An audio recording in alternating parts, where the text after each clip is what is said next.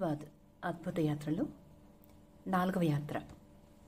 కష్టాలు సంప్రాప్తమైనప్పుడు అవి తీరిన దాకా ఆరాటపడటం, తీరిపోయాక వాటిని తలుచుకుని ఆనందించటము మానవ స్వభావం. కష్టాలు సంభవించిన సమయంలో కలిగిన భయము, ఆందోళన వెనక్కి తిరిగి చూసుకుంటే అర్థం లేనివిగా కనిపిస్తాయి. సింద్బాద్కు అలాగే అనిపించింది. అతను 3 సార్లు సముద్రాల మీదకి వెళ్ళి యమయాతనలు పడ్డాడు. అయినా తీరిగ్గా కూర్చుని సమస్త సుఖాలు అనుభవించడంలో జీవితం లేనేలేదని, ప్రపంచం తిరిగి కొత్త కొత్త అనుభవాలు సంపాదించడమే జన్మ సాఫల్యమని అతనికి తోచసాగింది. ఇంకా డబ్బు సంపాదించడం కూడా పురుష లక్షణమే అనిపించింది. ఒక్క ముక్కలో చెప్పాలంటే అతని కాళ్ళు మళ్లీ దురదపెట్టాయి. అందుచేత అతను దైవ ప్రేరితుడిలాగా బంధుమిత్రులను, సమస్త సుఖాలను వదిలేసి పూర్వం కన్నా విలువగల వర్తకపు వస్తువులు, సరుకులు కొని వాటితో బస్రా చేరాడు.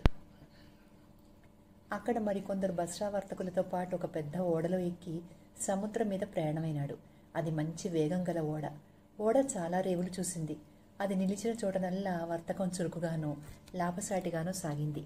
అయితే ఒకనాడు సరంగు నట్ట నడి సముద్రంలో లంగరు దింపించి, మనకు పెద్ద ఆపదే వచ్చి పడింది అన్నాడు. అతను ఆ మాట అన్న సమయంలో బ్రహ్మాండమైన ఉప్పెన గాలి వీచింది. తాడి ప్రమాణాన సముద్ర కెరటాలు లేచి అనేక వేల ఏనుగుల బలంతో ఓడను బాధనారంభించాయి. ఆ తాకిడికి తట్టుకోలేక ఓడ వర్తకులతోనూ వారి సరుకులతోనూ మొత్తం సముద్రంలో మునిగిపోయింది. సింద్బాద్ మరికొందరు వర్తకులు అదృష్టవశాన ఒక చెక్కల తెట్టును పట్టుకుని దాని సహాయంతో ప్రాణాలు కాపాడుకున్నారు. వారిని కెరటాలు ఒక పూటల్లా బంతి ఆడినట్టు ఆడించాయి. చివరకు గాలి వారిని ఏదో ఒక తీరానికి తెచ్చి పారేసింది. ఉప్పెన దెబ్బకు ప్రాణాలు 3 వంతులు చచ్చి ఎట్లా పడిన వాళ్ళు అట్లాగే ఇసుకలో నిద్రపోయారు. ఆ రాత్రి గడిచి తెల్లవారేసరికి వారు కొంచెం తేరుకున్నారు. అందుచేత వారు లేచి తీరం నుంచి దూరంగా భూప్రాంతానికి బయలుదేరారు. కొంత దూరం వెళ్ళాక అల్లంత దూరాన వారికి ఒక భవనం కనిపించింది. అంతలోనే ఆ భవన ద్వారంలో నుంచి కారు నలుపు మనుషులు, బట్టలకు మారుగా చర్మాలు ధరించిన వాళ్ళు పరిగెత్తుకుంటూ వచ్చి వర్తకులను కలుసుకుని మాటా పలుకు లేకుండా వారిని భవనంలోకి తీసుకెళ్లిపోయారు. ఆ భవనంలో ఒక విశాలమైన సావడి ఉంది. అందులో ఎత్తైన సింహాసనం మీద ఒక రాజు కూర్చుని ఉన్నాడు. సింద్బాద్ను, అతని అనుచరులను కూర్చోమని ఆ రాజు సైగ చేశాడు. అందరూ కూర్చున్నాక నల్లటి వాళ్లు కంచాలలో భోజనాలు తెచ్చి అందరి ముందు ఉంచారు. ఆ భోజనంలో ఉన్న పదార్థాలేమిటో కూడా సింద్బాద్కు అంతుపట్టలేదు. వాటిని చూస్తుంటే అతనికి నోట పెట్టుకోబుద్ధి కాలేదు. కాగా మిగిలిన వాళ్లు ఆకలి కొద్దీ ముందు వెనక ఆలోచించకుండా తమ ముందున్న ఆహారాన్ని ఆవురావురని తినేశారు. వాళ్ళు ఆహారాన్ని తినే పద్ధతి చూస్తున్న కొద్దీ సింద్బాద్కు పశువులు మేత మేయడం జ్ఞాపకం వచ్చింది. సింద్బాద్ అనుచరులు భోజనం చేస్తుండగానే నల్లవాళ్లు జాడీలతో ఏదో లేపనం తెచ్చి తినేవాళ్ల శరీరాలకు పోయసాగారు. ఆ లేపనం మహిమేమిటో గాని ఒక్కొక్కడి పొట్ట చూస్తుండగానే ఉబ్బిపోయింది. పొట్టలు పెరిగే కొద్దీ వాళ్ళ ఆకలి పెరుగుతున్నట్టు కనపడింది. సింద్బాద్ ఆ భోజనాన్ని తాకకపోవడం చాలా మేలైంది. నల్లని వాళ్లు అతని శరీరానికి కూడా లేపనం పోయడానికి వచ్చారు. కానీ అతను ఒప్పుకోలేదు. ఈ నల్లవాళ్లు నరభక్షకులని, తన అనుచరులను కొవ్వెక్కేలాగా బాగా తినిపించి తర్వాత కోసుకు తింటారని అతనికి త్వరలోనే తెలిసొచ్చింది. నల్లవాళ్లు పచ్చి మనుషులను పీక్కు తింటారు. వాళ్ళ రాజు మాత్రం రోజుకొక మనిషిని కాల్చుకు తింటాడు. తన అనుచరుల మీద అతను ఆశలు వదులుకున్నాడు. పొట్టలు పెరిగే కొద్దీ వారి మెదడు తరిగిపోతున్నట్టు స్పష్టమైంది. చివరకు నల్లవాళ్లు వాళ్లను మేపడానికి పచ్చిక మైదానాల మీదికి తోలుకుపోవడం కూడా సింద్బాద్ చూశాడు. తన గతి ఏమిటన్నది అతనికి అర్థం కాలేదు. అసలే బక్క మనిషి. ఆకలితోనూ భయంతోనూ మరింత చిక్కి ఎముకల గూడులాగా అతను తయారయ్యాడు. ఆ నల్లవాళ్లు అతని గురించి ఏమాత్రం పట్టించుకోలేదు. అందుచేత అతను ఒకనాడు ఆ భవనం దాటి దీవికి అడ్డం పడి నడుస్తున్నాడు. తన అనుచరులను తోలుకుపోతూ నల్లవాళ్లు ఎదురైతే అతను ఒక చెట్టు చాటుకు తప్పుకున్నాడు. సింద్బాద్ దారిలో దొరికిన దుంపలు మొదలైనవి తింటూ 6 రోజుల పాటు నడిచి చివరకు మానవులు ఉండే చోట వచ్చి పడ్డాడు. ఆ ప్రాంతంలోనే దీవి అవతలి తీరం ఉంది. అక్కడి మనుషులు సింద్బాద్ మాట్లాడే భాషే మాట్లాడుతున్నారు. వారి భాష వినగానే అతనికి ప్రాణం లేచొచ్చినట్టయింది. అతను వారితో తన కష్టాలని చెప్పుకున్నాడు. వారు అతనికి భోజనం పెట్టారు. అతను విశ్రాంతి తీసుకున్న అనంతరం వాళ్లు అతన్ని పడవ మీద తమ రాజుగారుండే మరొక దీవికి తీసుకుపోయారు. రాజధాని నగరం నాగరికంగా ఉంది. జనసంఖ్య జాస్తి. వీధులు విశాలంగానూ శుభ్రంగానూ ఉన్నాయి. జనం జీనుల్లేని గుర్రాల మీద స్వారీ అయి వీధుల వెంట వెళుతున్నారు. అది చూసిన సిందబాద్ రాజుగారిని దర్శనం చేసుకుంటూనే, మీ పౌరులు జీనులు లేకుండా గుర్రాల మీద స్వారీ ఎందుకు చేస్తున్నారు అని అడిగాడు. జీనులంటే ఏమిటి? వాటిని మేము ఎరగమే అన్నాడు రాజు. తమ అనుమతి అయితే 2 రోజుల లోపలే జీన్ ఒకటి తయారు చేసి చూపుతాను. దానివల్ల ఎంత వీలున్నది తమకే తెలుస్తుంది అన్నాడు సిందబాద్. రాజుగారి అనుమతి పొంది ఒక వడ్రంగి చేత అతను కొయ్య జీను తయారు చేయించాడు. దానిమీద అమర్చడానికి ఈకలు కూరిన మెత్త ఒకటి తయారు చేయించి దానికి తోలు తొడుగు, జలతారు అంచులు, రంగుల కుచ్చులు అమర్చాడు. తర్వాత ఒక కమ్మరి చేత కళ్ళెం తగిలించే ఇనప ముక్క, కాళ్లు పెట్టుకునే రికాబులు తయారు చేయించాడు. తర్వాత సిందబాద్ గుర్రాలుండే చోటికి వెళ్లి ఒక మంచి గుర్రాన్ని ఏరి దానికి కళ్ళెము జీను అమర్చాడు. దాని మెడకు నీలం కుచ్చులు పెట్టి దాన్ని తీసుకుపోయి రాజుగారి ముందు పెట్టాడు. రాజుగారు ఆ గుర్రాన్ని ఎక్కి స్వారీ చేసి జీను వల్ల కళ్ళాల వల్ల కలిగే సదుపాయం గ్రహించి సిందబాదుకు ఎంతో ధనము కానుకలు బహుకరించాడు. రాజుగారి అనంతరం మంత్రిగారు కూడా తన గుర్రానికి సిందబాదు చేత జీను ఏర్పాటు చేయించుకున్నాడు.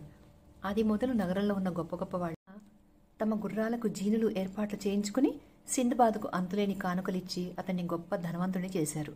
రాజుగారికి సిందబాదుకు గొప్ప స్నేహం కుదిరింది. ఆ స్నేహాన్ని పురస్కరించుకుని రాజుగారు సిందబాదుకు ఒక సంబంధం చూశాడు. అతన్ని పెళ్లి చేసి కట్టిపడేస్తే ఇక్కడే ఉండిపోతాడని రాజుగారి ఉద్దేశం. సిందబాదుకు తల తిరిగినట్టయింది. కానీ రాజుగారి మాటకు ఎదురు చెప్పలేక సరేనన్నాడు.